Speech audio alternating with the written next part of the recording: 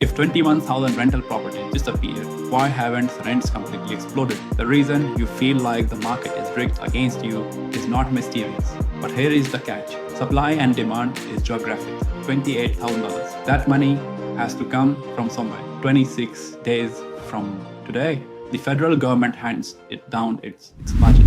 21,712. That's the exact number of rental properties that vanished from Victoria in 1 year. Not fewer listings, not softer market, gone off the private rental market for good. And here is what should alarm every single person watching this. Whether you are paying rent right now, or you own an investment property, or whether you are a first home buyer wondering why renting has become so brutal. Nobody is talking about this with actual data. Today, that changes. Before we get into the numbers, let me be clear about who needs to hear this. If you are renting in Melbourne right now, and you are genuinely confused about why rents keep climbing, even as you hear that practices are softening, this video explains exactly what is happening.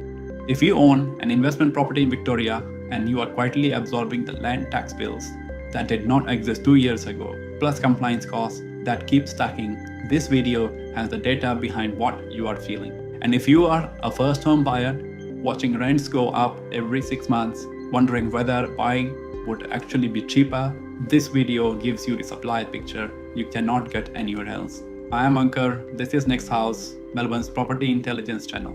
And today, we are going to map where the rentals went, why they went, and what you should do about it. So let's go. Let's start with the source. Because this story lives or dies on data, not opinion. Every time a rental property is leased in Victoria, a bond is lodged with the RTBA, the Residential Tenancies Bond Authority. That means the bond count is the most accurate measure of active rental supply in existence, and not listings, not surveys, actual active tenancies. In a typical year, that number rises by about 20,000. Population grows, new investors enter, new homes get built every single year. Since records began back in 1999, then came the year to 2024. For the first time in 25 years, the number went backwards by 21,712 properties. Now that is the statewide number. But Melbourne tells the sharper story. Metro Melbourne accounts for the overwhelming majority, over 20,000 of those 21,000. That is 3.7% year-on-year decline for metropolitan Melbourne alone. Regional Victoria, 1,000 and change, a 1.1% fall. This is fundamentally a Melbourne story. And when you drill down to the LGA level, to the specific suburbs, the picture gets even more striking. Every single LGA in Melbourne recorded a fall. Everyone except Melton. Melton is greenfield, new builds every week, makes sense. And everywhere else, the hardest hit LGAs in the single year were Nillumbik, Port Phillip, Manningham, and Monash. But here is a number I want you to remember, because it tells the longer story. Since 2017, over 7 years, Port Phillip has lost over 2,000 active rental bonds. 2,000. Burundura, 1,550. Stonington, over 1,070. These are St Kilda, South Yarra, Toorak, Hawthorn, Prahran, the suburbs where nurses, teachers, professionals, essential workers have historically been able to rent. 2,000 rentals gone from Port Phillip alone. Let that sink in for a moment. The Victorian government drops the land tax free threshold from $300,000 to $50,000. That means a landlord who previously paid zero land tax because their investment property was under the threshold now pays it. And the change pulled 380,000 additional Victorian landowners into the land tax net. 380,000 people paying land tax for the first time ever. On top of that, a fixed $975 surcharge was added to most assessments. The absentee owner surcharge doubled from 2 to 4%. Then, January 2025, the vacant residential land tax expanded statewide. Any home left empty for more than 6 months anywhere in Victoria, previously it only applied to 16 inner councils. January 2026, it expanded again to cover undeveloped residential land that has sat vacant for 5 or more years. A real dollar example, a couple, their home plus one investment apartment, land value $120, land tax under old rules under $0 was $0, land tax under the new rules, land tax under the new rules $900 every year. First time every no warning, and that is first just time driver no 1. Warning. Driver 2, 100, and that is just rental driver 1. From 2007, driver 2, a turning point, 150 plus Victorian tenancy law. Since that year, from 2007, 100 and a turning point, separate rental reforms have been Victorian tenancy new minimum property standards. Since that year, alarms, more than 100 draft ceiling, separate no fault eviction effectively banned. Restrictions minimum property standards, new rules alarms, blinds, changes to draft period. I want to be clear. Many of these reforms are improved. Tenant restrictions, many of well-maintained rental, new rules, stable tenants. That is good for everyone. A well-maintained cumulative cost of land. I want to be clear. Good for top of interest rates. On top of cumulative insurance, on top of land investing, on top of all of land. A well-maintained rental with a stable tenant. The 2025 for the 2025 cumulative cost of top of land invest top of 2025 top of top reducing debt smaller 41.7%. Reducing debt top 41.7%. 2025 pricing reducing land tax and income charges more than 1.9%. Rising holding not and companies that is 16.7% of all surveyed investors. Reducing at least one property 41.17%, 16.7%. Pricing holding 14.1 the year before, up from 12.1 the year before that. A clear escalating documented trend. Driver 3, interest rates. Between May 2022 and March 2026, the RBA raised the cash rate from 0.1% to 4.1%. That is 400 basis points in 4 years. For a landlord with an interest-only loan on a $700K investment property, that increase adds roughly $28,000 per year in extra interest costs. $28,000 every year.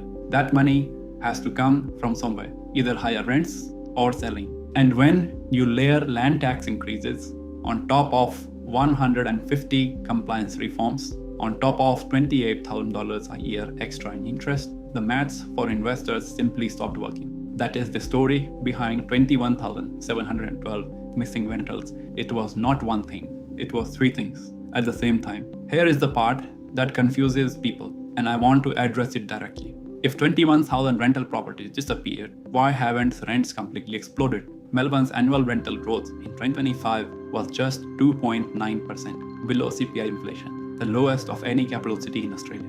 How? Three reasons. First, many of those properties were sold to first home buyers and owner-occupiers. So the tenants in those properties did not vanish. They became buyers, or they moved to other rentals. The demand pressure redistributed. Second, Melbourne's rental market had more slack than other capital cities after COVID. Vacancy hit 5% in 2020.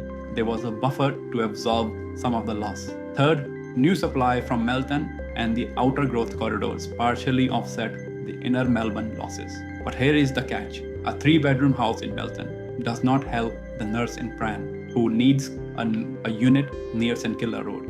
Supply and demand is geographic. The suburbs where people most want and need to rent, inner Melbourne and professional corridors close to hospitals, universities, the CBD are precisely where supply has collapsed most severely. Port Phillip, Burundura, Stonington, down 2,000, 1,500, 1,000 since 2017. That mismatch between where supply is leaving and where demand is concentrated. That is the time bomb inside Melbourne's rental market. Now here is where this story becomes even more urgent. Right now, in April 2026, on May 12th, 26 days from today, the federal government hands it down its budget. And there is strong reporting that the budget will include changes to either negative gearing, a capital gains tax discount, or both.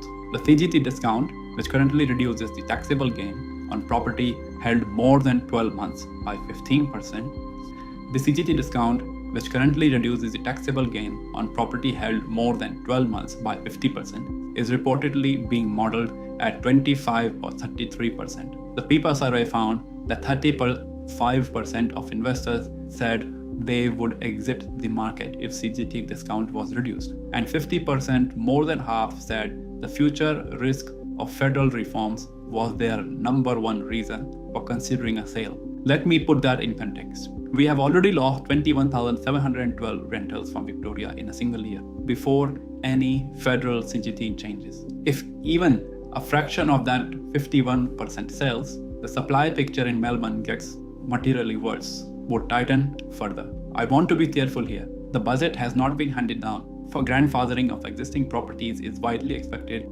but the direction of policy is clear, and investors are already reacting to the direction, not just the detail. Everything I'm about to share is general information only, not financial advice, not tax advice, not investment advice. Every property and every investor situation is different. The numbers I share are illustrative. Before making any decision about your investment property, please speak to a licensed financial advisor and a registered tax agent who know your specific numbers. I hold no financial license. Next house does not hold an AFSL. Okay, if you're a Melbourne investor watching this, the question you're asking is, what do I actually do? Here is the framework I use. 3 pathways. Which one is right for you? Depends entirely on your specific numbers. Pathway 1, hold and optimize. If your property is a cash flow neutral or positive after all costs, land tax, compliance, mortgage, the structural case for Melbourne remains intact. Melbourne is 1.3% below its 2022 peak, lowest 5-year cumulative growth of any capital city.